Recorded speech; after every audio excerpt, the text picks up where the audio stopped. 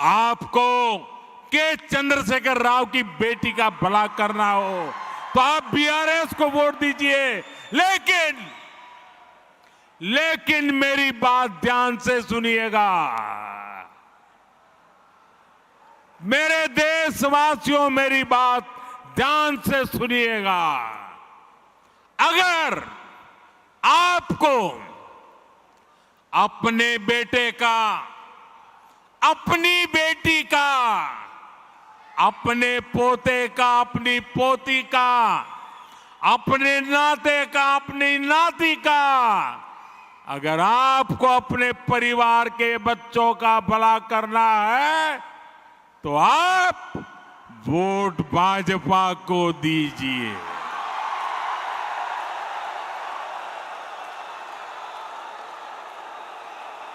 ये बहुत ही अच्छा सवाल आपने पूछा है।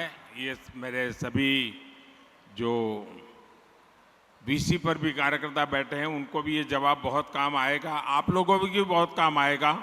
और इसलिए मैं इस सवाल को थोड़ा सा ढंग से समझाना चाहता हूं आपको। देखिए, आज भारत दुनिया के उन देशों में है जहां विकास तेजी से हो रहा है और महंगाई दर नियंत्रण में है। आप कल्पना कर सकते हैं कि कोरोना के बाद दुनिया के कितने ही देश हैं जहां महंगाई ने सारे रिकॉर्ड तोड़ दिए हैं। उन देशों में गरीब हो, मध्यम वर्ग हो, आज महंगाई की वजह से हाहाकार मचा हुआ है। आप हमारे पड़ोस में ही देखें तो पाकिस्तान में महंगाई दर कितनी है? 38% से ज्यादा महंगाई है, 38%। श्रीलंका में महंगाई दर कितनी है? 25% से ज्यादा है। बांग्लादेश में महंगाई कितनी है? 10% के आसपास है।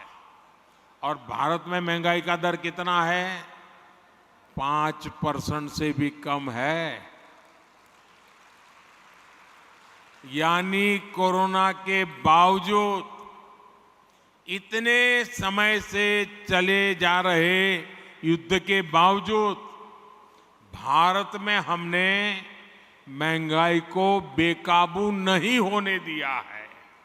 और आपने ये बात बहुत अच्छी कही कि भाजपा सरकार का जोर तो लोगों को ज्यादा से ज्यादा बचत कराने पर है।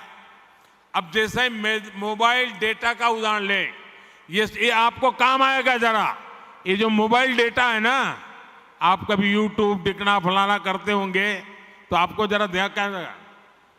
आज हर भारतीय हर महीने करीब एवरेज करीब 20 जीबी डेटा इस्तेमाल करता है।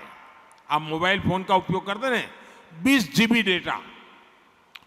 अगर 2014 से पहले जब हमारे देश में कांग्रेस की सरकार थी, उस समय